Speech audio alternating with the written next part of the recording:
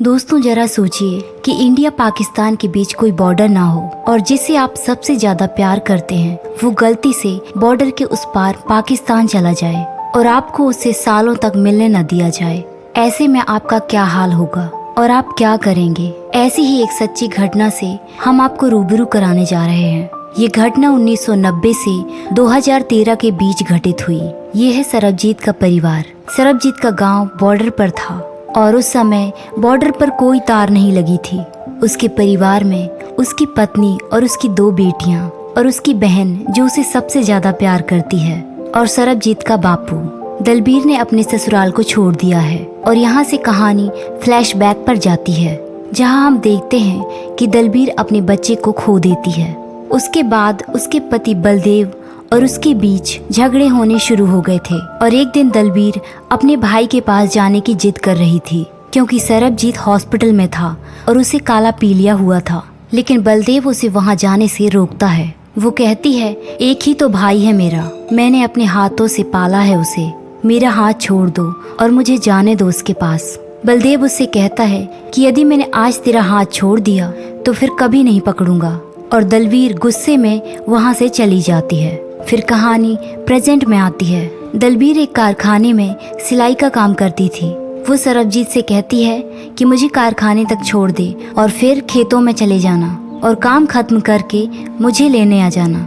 सरबजीत कहता है कि अगले महीने मेरा कुश्ती टूर्नामेंट है, देखना पूरा गांव मुझे कंधों में उठाकर लाएगा और तुम सब सलामी दोगे मुझे। वो दलबीर से कहता है कि तुझे तेरे भाई के नाम से जानेंगे लोग, तुझे कहेंगे कि वो देखो सरबजीत की बहन जा रही है। दलबीर कहती है, बस कर ये सब, अब चल और मुझे छोड़ कर आ। फिर सरबजीत अपनी बहन को काम पर छोड़ने जाता है और फिर शाम के 6 बज गए थे। सरबजीत उसे लेने नहीं आया। फिर वो बस से जाने लगती है, तभी उसे सरबजीत देख जाता है। वो कुश्ती की प्रैक्टिस में लगा हुआ था। दलबीर उसे गुस्से से कहती है कि कुश्ती के चक्कर में तुझे कुछ याद नहीं रहता, आज आ घर, मैं तुझे बताती हूँ। जब सरबजीत घर आता है तो उसके घर वाले अंदर से दरवाजा बंद कर लेते हैं। वो अपनी पत्नी से कहता है कि सुख देख ले, फिर मैं वापस नहीं आऊँगा, तू खुद ही अकेले पाल लेना दोनों बेटियों को। सुख भी हंसकर कह देती है कि कोई बात नहीं। तभी सरबजीत का दोस्त वहाँ आ जाता है और उसे अपने साथ खेतों में ले जाता है। वो दोनों वहाँ ड्रिंक करने लग जाते हैं और जब वो वापस घर जाने लगता है तो नशे की हालत में उसे पता नहीं चलता। उसे नशे की हालत में और अंधेरी रात में उसे पता नहीं चलता कि किस तरफ जाना है, और वो लड़खड़ाते हुए पाकिस्तान की सीमा में चला जाता है और सामने से पाकिस्तानी आर्मी की एक गाड़ी आ जाती है और वो उसे पकड़कर अपने साथ ले जाते हैं। और यहाँ देर रात तक सरबजीत के घर वापस न आने पर उसके घर वाले और उसके जान पहचान के लोग खेतों में उसे ढूंढने लग जाते हैं, लेकिन उन्हें वहाँ मिला ही नहीं। अगले दिन दलबीर अपने भाई का फोटो लेकर दूसरे गाँव में उसे ढूंढने लगी। इस तरह 5 दिन बाद गाँव में पंचायत बैठाई गई।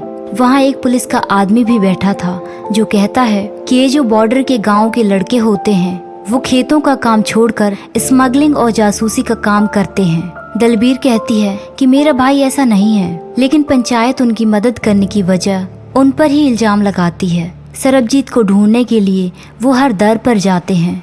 सुख हर गली में उसके गुमशुदगी के फोटो लगाती है और दलबीर रोज खेत पर अपने भाई को ढूंढने जाती है कि शायद यहीं कहीं मेरा भाई मुझे मिल जाए। वो हर कोशिश करती है। कई बाबा पीर फकीरों के पास जाती है। वो फकीर पाकिस्तान की तरफ इशारा करते हैं और यहाँ हम लाहौर की जेल में सरबजीत को देखते हैं। उसे 1 महीने से एक टैंक में बंद करके रखा गया है। जिस दिन उसे पकड़ा गया था उसी दिन उसे फेडरल इन्वेस्टिगेशन यूनिट के हवाले कर दिया गया था और पुलिस उससे बार बार आकर यही कह रही है कि तुझे नाम याद आ गया कि तू रंजीत सिंह है, पर वो बार बार उन्हें यही कह रहा था कि मेरा नाम सरबजीत है। दरअसल रंजीत सिंह वो आदमी है जिसने पाकिस्तान में 5 बम ब्लास्ट किए हैं। उन बम ब्लास्टों में पता नहीं कितने परिवार उजड़ गए और पुलिस सरबजीत को ही रंजीत सिंह समझ रही है या फिर जबरदस्ती मनवा रही है, क्योंकि वो एक हिंदुस्तानी है और वो किसी हालत में उसे छोड़ना नहीं चाहते और वो उसे मनवाने के लिए टैंक में चूहे छोड़ देते हैं। 8 महीने गुजर गए थे, उसे रोज मारा पीटा जाता था। फिर उसी टैंक में उसे बंद करके ऊपर से ठंडा पानी भर दिया जाता है और फिर सरबजीत से पूछा जाता है कि रंजीत सिंह नाम है ना तेरा, और कोई कब तक बर्दाश्त करेगा। डरा हुआ इंसान कुछ भी कर देता है। आखिरकार सरबजीत ने भी मान लिया कि मेरा नाम रंजीत सिंह है। फिर उसे शिफ्ट करके लाहौर की कोट लखपत जेल में ले जाया जाता है और वहाँ कुछ अच्छे इंसान भी थे जिनकी मदद से उसने अपने घर वालों को चिट्ठी लिखी। 9 महीने बाद पाकिस्तान से एक चिट्ठी आई। 9 महीने हो चुके थे। एक दिन सुख दलबीर से कहती है कि आज डाकिया आया था। वो कह रहा था कि पाकिस्तान से कोई चिट्ठी आई है, लेकिन मैंने उसे मोड़ दिया क्योंकि हमारा तो कोई पाकिस्तान में है ही नहीं। लेकिन दलबीर ये सुनते ही भागते हुए डाकिया के पास जाती है और जैसे ही उसे वो चिट्ठी मिली, जैसे उसे उन चिट्ठियों में उसका भाई मिल गया हो। सरबजीत ने उन चिट्ठियों में वहाँ के हालातों के बारे में बताया था। उसमें लिखा था कि कोर्ट की अगली तारीख का तो पता नहीं, लेकिन मुझे उम्मीद है कि चिट्ठी मिलने से पहले शायद मैं रिहा होके आ जाऊं। इसी उम्मीद में 1 साल गुजर जाता है, लेकिन दलबीर की कोई भी चिट्ठी सरबजीत तक नहीं पहुंची थी। वो सारी चिट्ठियां वापस आ गई थी क्योंकि वो चिट्ठियां सरबजीत के नाम थी। तभी दलबीर को याद आता है कि सरबजीत ने लिखा था कि अब मुझे यहाँ रंजीत सिंह के नाम से जाना जाता है। फिर उसने सरबजीत का नाम काट के रंजीत सिंह के नाम पर चिट्ठियां भेजी। तभी गांव का एक बच्चा उसके पास आकर कहता है कि दीदी टीवी पर सरबजीत भाई की खबर आ रही है। वो भागते हुए जब तक वहां जाती है तब तक खबर बंद हो चुकी थी। वो दुकान पर बैठकर इंतजार करती है कि उसके भाई की खबर शायद फिर से टीवी पर दिखाई जाए। फिर इंतजार करते करते रात हो जाती है। वो बच्चा अपने घर से उर्दू का पेपर उसे लाकर देता है। वो पेपर पाकिस्तान का था।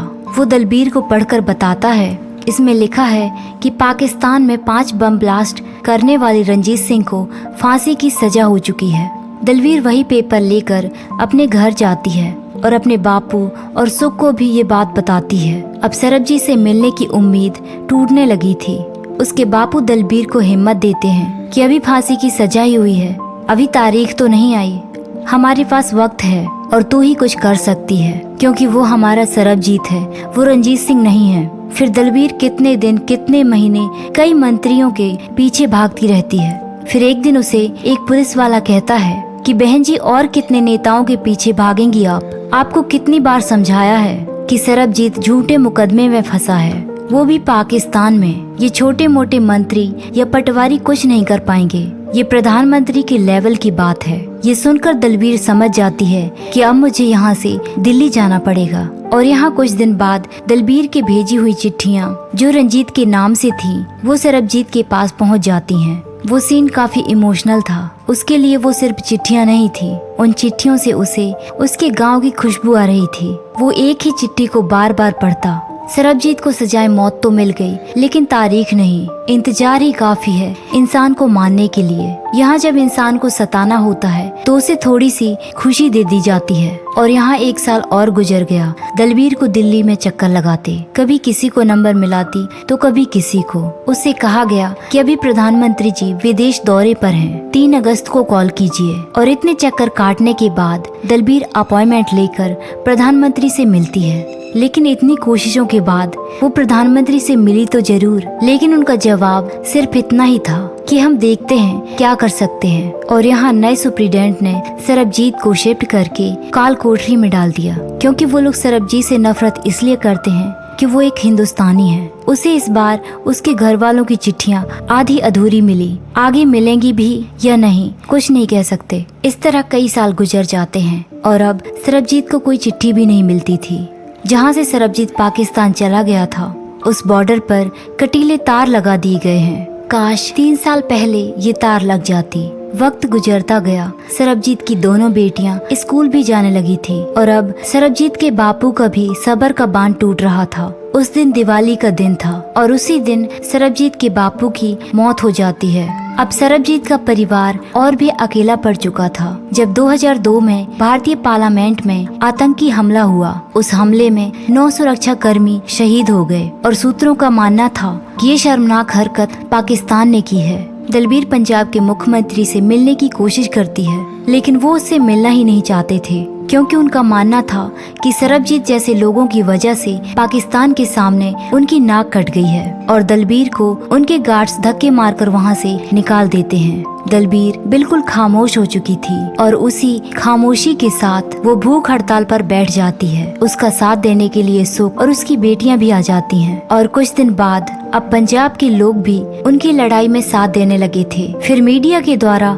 ये खबर देश भर में फैल जाती है और ये बात संसद तक पहुंच जाती है। अब दलबीर के साथ पूरे देश की जनता खड़ी थी और 2008 में पाकिस्तान के मौजूदा हालात देखते हुए सरबजीत की फांसी की तारीख पक्की कर दी जाती है। उसे आज से 30 दिन बाद मतलब 1 अप्रैल को फांसी दी जाएगी।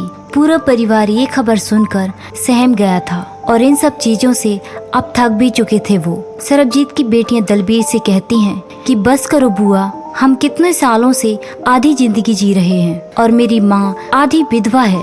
आपके पास खुद का तो कुछ है नहीं। अपनी इस लड़ाई को हमारी जिंदगी मत बनाओ, रिहा करो हमारे परिवार को। इन सब बातों से दलबीर का दिल बहुत दुखता है। अब वो लड़ाई भी किसके साथ लड़ती। फिर दलबीर स्कूल के बच्चों के साथ एक मंत्री की गाड़ी को रोकती है और वो उनका पाकिस्तान जाने का इंतजाम कर देता है। वो सोचते हैं कि इतना सा काम था हमें वीजा दिलाने का और इसमें 18 साल लग गए। और उनके साथ दलबीर का पति बलदेव भी उनके साथ जाता है क्योंकि अनजान देश में सिर्फ औरतों का जाना वहाँ सही नहीं था। बलदेव कहता है कि सरबजीत मेरी आंखों के सामने बड़ा हुआ है और मैं इस मुश्किल घड़ी में तुम्हारे परिवार के काम ना आ सका तो क्या मतलब की मेरी जिंदगी। और वो पांचों सरबजीत से मिलने की उम्मीद में पाकिस्तान चले जाते हैं। उन्हें परमिशन आने तक सर्किट हाउस में रुकने को कहा जाता है। दलबीर उस ऑफिसर से पूछती है कि हमें परमिशन कब तक मिलेगी। हमें सिर्फ 6 दिन का वीजा मिला है और 28 को वापस जाना है। वो ऑफिसर कहता है कि 2 दिन और रुक जाते,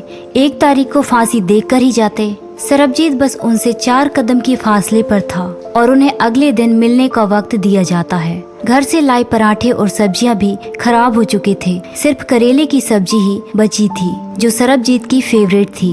अगले दिन सरबजीत को बताया जाता है कि आज तेरे घर वाले तुझे मिलने आ रहे हैं। इस खबर को सुनकर सरबजीत इतना खुश था कि वो अपनी खुशी का इजहार प्लेट बजा बजा कर करने लगा। सिर्फ 2 घंटे रह गए थे उनके आने में। सरबजीत अपनी सेल की सफाई करता है और खुद भी नहा धोकर तैयार हो जाता है और बार बार पानी में अपने आप को देखता है। वो ऑफिसर से पूछता है कि क्या मैं अपने घर वालों को अपने हाथ से चाय बना सकता हूँ। ऑफिसर उसे चाय बनाने की परमिशन दे देते हैं। सरबजीत को मिलने जाने से पहले उन सब की चेकिंग की जाती है और जब वो सरबजीत के सामने जाते हैं वो लम्हा देखकर किसी की भी आंखों में आंसू आ जाए। सरबजीत को इस हाल में देखकर उनकी आंखों से आंसू रुक नहीं रहे थे। दलबीर अपने भाई से कहती है कि हमसे बात नहीं करेगा, तेरी आवाज सुनने को तरस गए हैं, ये कोठरी तेरी जवानी खा गई। वो अपनी बेटियों को बुलाकर कहता है कि मेरे पास बैठ जाओ, जी भर के तुम दोनों को देख लूं। और अपनी बहन से कहता है कि दलबीर बचा ले मुझे और रोते हुए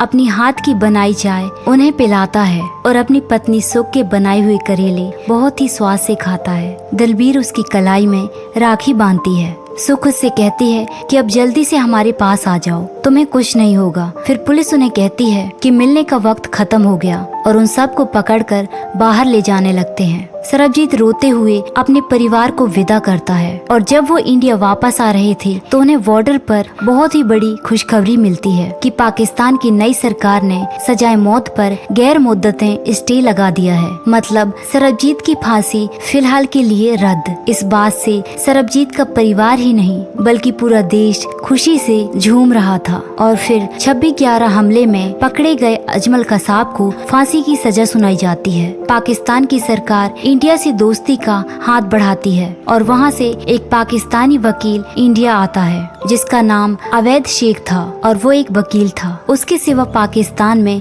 सरबजीत से किसी को हमदर्दी नहीं थी। वो दलबीर से वादा करता है कि सरबजीत को वापस लाने में मैं अपनी पूरी जान लगा दूंगा। अवैध शेख सरबजीत के केस की तारीख की अर्जी मांगता है और उसकी अर्जी मंजूर कर ली जाती है। दरअसल सरबजीत का केस पिछले कुछ सालों से वकील अब्दुल्ला हसन के हाथ में था, लेकिन वो पिछले कई कोर्ट की तारीखों पर आया ही नहीं। अवैध सरबजीत से भी मिलता है। वो दलबीर से कहता है कि यदि असली गुनहगार कोई और है तो सजा भी उसे ही मिलनी चाहिए। वो उन्हें अपना एक लैपटॉप देकर जाता है कि रंजीत सिंह के बारे में उससे इन्फॉर्मेशन इकट्ठी करो कि वो कहाँ छुप कर बैठा है। इस तरह कुछ दिन बाद सरबजीत की बड़ी बेटी की शादी हो जाती है। तभी एक पुलिस वाला दलबीर के पास आकर बताता है रंजीत सिंह फ्रॉड के केस में अरेस्ट हुआ है। चंडीगढ़ में कल कोर्ट में उसकी पेशी है। उसे देखकर दलबीर का गुस्सा इस तरह फूटा कि उसे मारने लगी, क्योंकि इसी रंजीत सिंह की वजह से उसका भाई सरबजीत आज इतने सालों से जेल में है। वो कहती है सारे सबूत इकट्ठे कर लिए हैं, अब तो नहीं बचेगा।